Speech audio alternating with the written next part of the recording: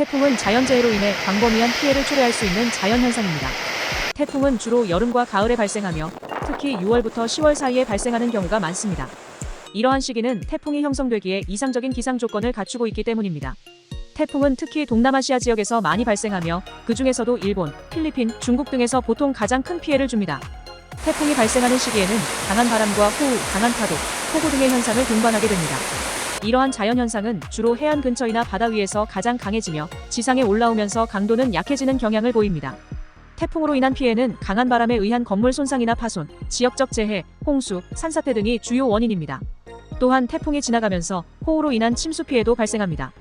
태풍은 발생하기까지 다양한 단계를 거치게 됩니다. 먼저 해수면 온도가 일정한 수준에 도달하면 기상 조건이 태풍 발생을 촉진합니다. 따뜻하고 습한 공기가 높은 기압에 의해 밀려와 저기압을 형성하게 되며 태풍의 시작입니다. 저기압이 계속 발전하면서 회전 운동을 시작하고 바람은 점점 강해지게 됩니다. 태풍이 발생한 후에는 기상청이 경보를 발령하며 사람들은 대비책을 마련해야 합니다. 태풍은 예측이 가능하지만 그 규모와 피해의 정도를 정확히 예측하기는 어렵습니다. 따라서 피해를 최소화하기 위해서는 태풍 발생 시기에는 기상 정보를 주의 깊게 확인하고 지역사회와 재난관리단체의 안내에 따라 대비책을 마련해야 합니다. 이를 통해 태풍으로 인한 피해를 최소화하고 안전을 유지할 수 있을 것입니다. 태풍이 발생하는 시기에는 주로 강한 바람과 호우, 강한 파도, 폭우 등의 현상이 동반됩니다. 이러한 자연현상은 주로 해안 근처나 바다 위에서 가장 강화되며 지상으로 올라올수록 강도는 약해집니다.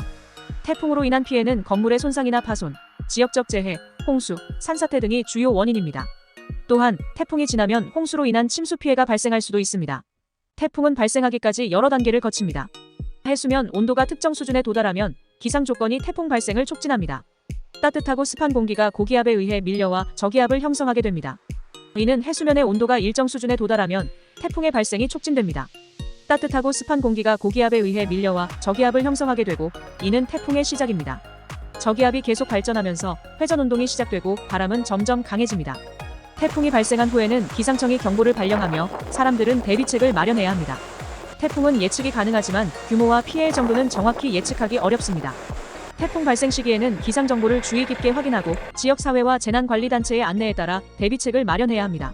이를 통해 태풍으로 인한 피해를 최소화한 하나의 에너지로 인해 발생하는 태풍은 여름과 가을에 주로 발생하며 이는 해당 시기에 형성하기에 이상적인 기상 조건이 갖추어져 있기 때문입니다. 특히 6월부터 10월 사이에 태풍이 가장 많이 발생합니다. 태풍은 동남아시아 지역에서 자주 발생하며 특히 일본, 필리핀, 중국 등에서는 가장 큰 피해를 입게 됩니다. 태풍이 발생하는 시기에는 강한 바람, 호우, 강한 파도, 폭우 등의 현상이 동반됩니다. 이러한 자연현상은 주로 해안 근처나 바다 위에서 가장 강해지며 지상에 올라오면서 강도는 약해지는 경향을 보입니다. 태풍으로 인한 피해는 주로 건물 손상이나 파손, 지역적 재해, 홍수, 산사태 등이 주요한 원인입니다. 또한 태풍이 지나면서 호우로 인한 침수 피해도 발생할 수 있습니다. 태풍은 발생하기까지 다양한 단계를 거치게 됩니다. 먼저 해수면 온도가 일정한 수준에 도달하면 기상 조건이 태풍 발생을 촉진합니다. 따뜻하고 습한 공기가 높은 기압에 의해 밀려와 저기압을 형성하게 되며 태풍의 시작입니다. 저기압이 계속 발전하면서 회전 운동을 시작하고 바람은 점점 강해지게 됩니다. 태풍이 발생한 후에는 기상청이 경보를 발령하며 사람들은 대비책을 마련해야 합니다.